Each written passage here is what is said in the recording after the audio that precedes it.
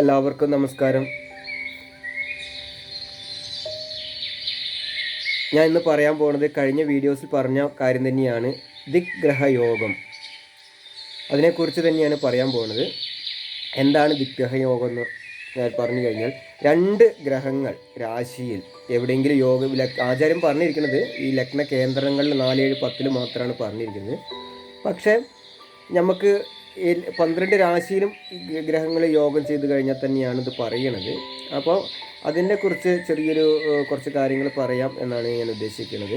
അപ്പോൾ അതെല്ലാം നിങ്ങൾക്ക് ഉപകാരപ്പെടുന്നതാണ്, വ്യത്യസ്തമായ അറിവുകളാണ് നമുക്ക് പറയുന്നത്. അപ്പം പലർക്കും പല രീതിയിൽ സംശയങ്ങളുണ്ടാവും. 2 ഗ്രഹങ്ങൾ യോഗം ചെയ്ത് കഴിഞ്ഞാൽ എനിക്ക് ഇന്ന 2 ഗ്രഹ യോഗമുണ്ട്, അത് എങ്ങനെയാണ്, ഏതൊക്കെ തരത്തിലാണ് ഉപയോഗപ്പെടുന്നതെന്ന് പലർക്കും സംശയം ഉണ്ടാവും.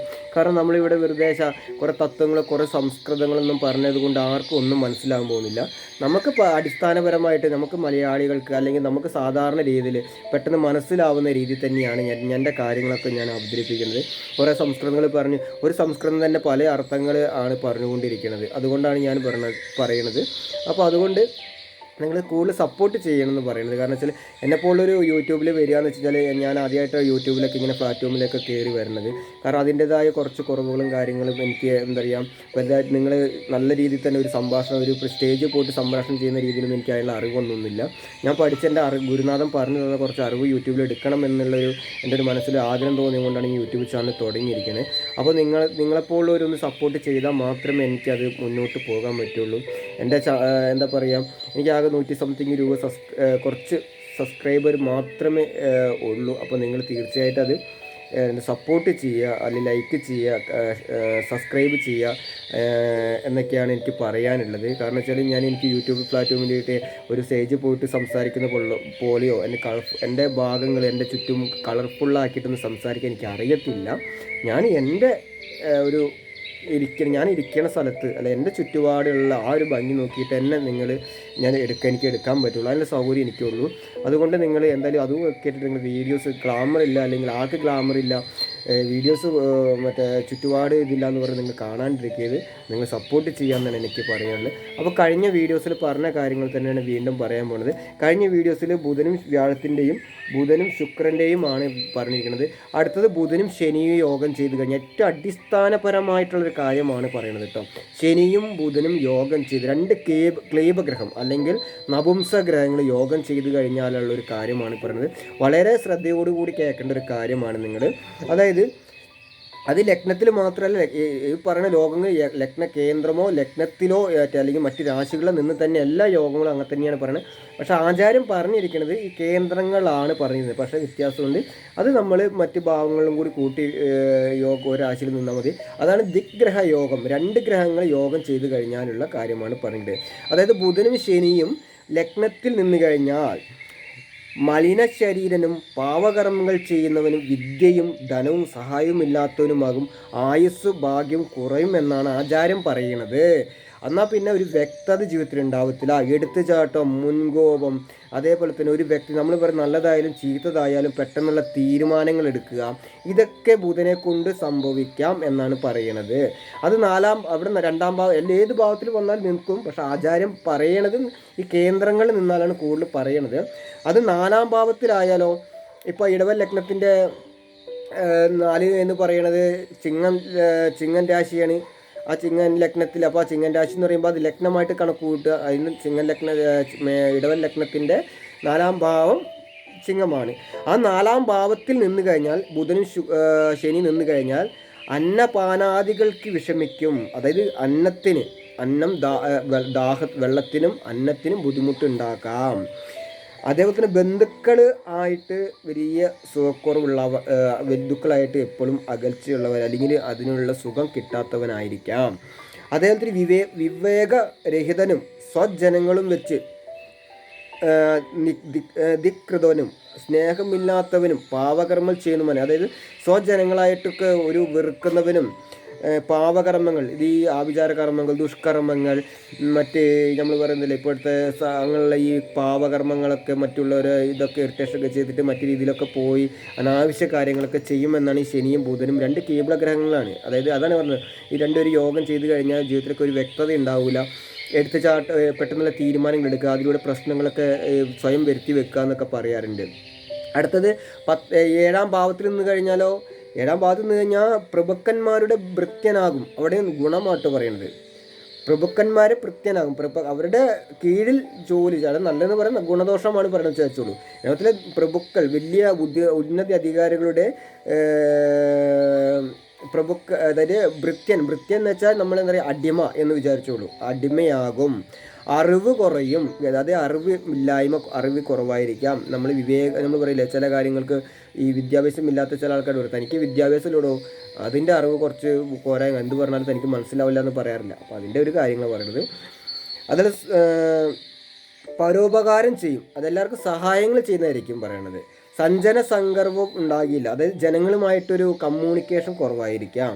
മലിനജലം, അത് ശനി എപ്പോഴും കുപ്പത്തൊട്ടി എന്നാണ് പറയുന്നത്. ഗ്രഹങ്ങളിൽ അവൻ്റെ സ്ഥാനം കുപ്പത്തൊട്ടിയാണ്. അത് മലിനം എന്ന് പറയുന്നത് ശനി ഒരു അലസപ്രിയനാണ്, കുളിക്കില്ല, ജപിക്കില്ല, പല്ല് തേക്കില്ല, അങ്ങനെയൊക്കെ സ്വഭാവക്കാരാണ്. കൃത്യമായിട്ട് കൃത്യനിഷ്ഠ ഉണ്ടാവത്തില്ല.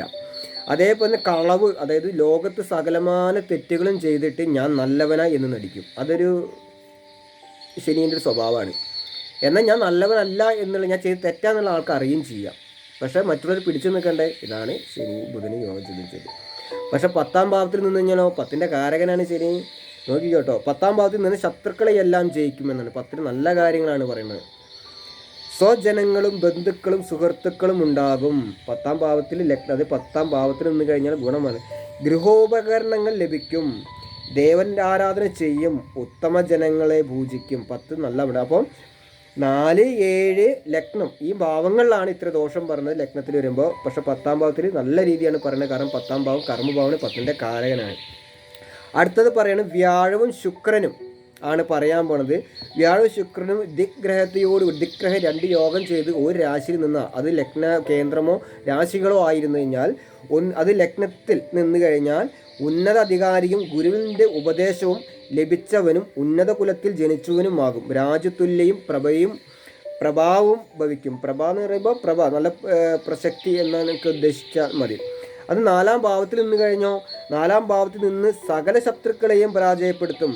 സ്വജനങ്ങളെ, ബന്ധുക്കളും സ്നേഹിതന്മാരും വാഹനങ്ങളും ഉണ്ടാകും, പലവിധ സമ്പത്തുകളും ഉണ്ടാകും. ഉത്തമ ജനങ്ങളെയും ഗുരുജനങ്ങളെയും പൂജിക്കും, ദേവാരാധന ചെയ്യും എന്നാണ് പറയുന്നത്. അപ്പോൾ 4ാം ഭാവത്തിൽ വ്യാഴവും ശുക്രനും യോഗം ചെയ്ത് കഴിഞ്ഞാൽ, അതായത് ഒരു പുരുഷഗ്രഹവും ഒരു സ്ത്രീ ഗ്രഹവുമാണ് യോഗം ചെയ്ത് കഴിഞ്ഞാൽ പറയാം നല്ല ഗുണമാണ്. സ്വന്തമായിട്ട് വീട്, വാഹനം, ശത്രുക്കൾ എല്ലാവരും എല്ലാ തലമുറ സ്നേഹിതന്മാരുണ്ടാകും, വാഹനം ഉണ്ടാകും, പലവിധ സമ്പത്തുകളുണ്ടാകും, എല്ലാം നല്ല കാര്യങ്ങളാണ് പറയുന്നത്. അത് 7ാം ഭാവത്തിൽ നിന്ന് കഴിഞ്ഞോ, 7 നിന്ന് സുന്ദരിയായ ഭാര്യയെ ലഭിക്കും. അപ്പോൾ ഭർത്താവിൻ്റെ ഗ്രഹനിലയിൽ ഇങ്ങനെ സംഭവിക്കുകയാണ്, അല്ലെങ്കിൽ പുരുഷൻ്റെ ഗ്രഹനിലയിൽ ഇങ്ങനെ സംഭവിക്കുകയാണെങ്കിൽ, നമുക്ക് സ്ത്രീയുടെ ജാതകത്തിൽ ഇങ്ങനെ ഉണ്ടെങ്കിൽ അത് നേരെ തിരിച്ച് ഉണ്ടാവും എന്നുള്ള ചിന്തത്. അപ്പോൾ അത് പുരുഷന് ബാധിക്കുന്നത് എന്താണോ ജാതകത്തിൽ, സ്ത്രീക്കും അത് സംഭവിക്കുക. അല്ലെങ്കിൽ സ്ത്രീക്ക് വേറെ ജാതകം, പുരുഷന് ജാതകം വേറെ, സ്ത്രീക്ക് വേറെ ജാതകം ഇല്ല. 2 പേർക്കും ഒരേ ഒറ്റ ഗ്രഹനിലേ ഉള്ളൂ. അപ്പോൾ ഒരേ ഡിഗ്രിമെൻറ്റിൽ പുരുഷൻ സ്ത്രീയും ജനിക്കുക, അവർക്ക് വ്യത്യസ്തമായ ഇതൊന്നുമില്ല. അപ്പോൾ അത് മനസ്സിലാക്കാം. അതിന് 7 നിന്ന് കഴിഞ്ഞാൽ സുന്ദരിയായ സൽസ്വഭാവി ഗുണയുക്തമായ ഭാര്യയെ ലഭിക്കും. സൽസ്വഭാവി, അതായത് നല്ല സ്വഭാവമുള്ള ഭാര്യയെ കിട്ടും. പക്ഷേ ശുക്രൻ 7 കലഹപ്രിയ എന്ന് പറയുന്നത്. പക്ഷേ യോഗം ദിഗ്ഗ്രഹയോഗമാണ് പറയുന്നത്. സ്ത്രീ സന്താനങ്ങൾ ഭവിക്കും. സ്ത്രീകളുടെ സന്താനങ്ങൾ, സ്ത്രീ കുഞ്ഞുങ്ങൾ കൂടുതലുണ്ടാകാം. രത്നാദി സമ്പത്ത്, സ്വർണം, സമ്പത്ത് അതൊന്നും ഇല്ലെങ്കിൽ സ്വന്തം അത്യാവശ്യം ജീവിക്കാനുള്ള ചുറ്റുപാടുകൾ കുഴപ്പമില്ലാത്ത രീതിയിലെല്ലാം നമുക്ക് വന്നു ചേരും എന്നാണ് പറയുന്നത്. അതേപോലെ തന്നെ ശ്രേഷ്ഠവാഹനങ്ങളും അനുഭവ ഭാഗ്യവും സിദ്ധിക്കും എന്നാണ് പറയുന്നത്. നല്ല ഇഷ്ടപ്പെട്ട വാഹനങ്ങൾ നേടിയെടുക്കും എന്നാണ് പറയുന്നത്. അതൊക്കെ നമ്മൾ ഇറങ്ങി തിരിച്ചാൽ വിജയം ഉണ്ടാകും. അത്രമാത്രമേ എനിക്ക് പറയാൻ പറ്റുള്ളൂ കേട്ടോ. പിന്നെ അതേപോലെ തന്നെ 10ൽ നിന്ന് കഴിഞ്ഞാൽ ബഹുമാനിതയും ആജ്ഞശക്തിയും വളരെ സമ്പത്തും ഭവിക്കും. രാജതുല്യനും പ്രൗഢിയും ഉന്നത അധികാരവും വളരെ ഭൃത്യന്മാരും സൽസ്വഭാവവും ഉണ്ടാകും എന്നാണ് പറയുന്നത്. അപ്പോൾ നോക്കിയേ, ഇത്രയും കാര്യങ്ങളാണ് വ്യാഴ ശുക്രൻ യോഗം ചെയ്ത് കഴിഞ്ഞാൽ പറയണത്. അതുപോലെ തന്നെ ബുധനും ശനിയും യോഗം ചെയ്തു കഴിഞ്ഞാലും വ്യാഴ ശുക്രൻ യോഗം ഇത്രയും, ഈ ബുധനും ശുക്രനും ശനിയും വ്യാഴവും ശനിയും ഈ യോഗമാണ്. വ്യാഴവും ശുക്രനും ബുധനും ശനിയും യോഗം ചെയ്ത ഫലങ്ങളാണ് ഇപ്പോൾ പറഞ്ഞുകൊണ്ടിരിക്കുന്നത്. അപ്പോൾ വീണ്ടും അടുത്തൊരു ഇതിൻ്റെ ബാക്കി വ്യാഴവും ശനിയും യോഗം ചെയ്ത ഫലങ്ങൾ, പിന്നെ ശുക്രന് ശനി യോഗം ചെയ്ത് കഴിഞ്ഞ ഫലങ്ങളാണ് പറയാൻ പോകുന്നത്. അപ്പോൾ ഇത്രയും കാര്യങ്ങൾ പറഞ്ഞതിന് ശേഷം നമുക്ക് പുതിയ കണ്ടന്റിൽ പറയാം.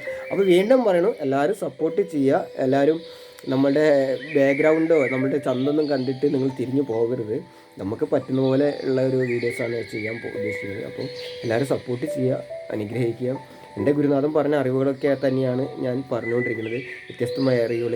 അപ്പോൾ അതെല്ലാവരും സപ്പോർട്ട് ചെയ്ത് അപേക്ഷിക്കുകയാണ്. ഓക്കെ, നന്ദി, നമസ്കാരം.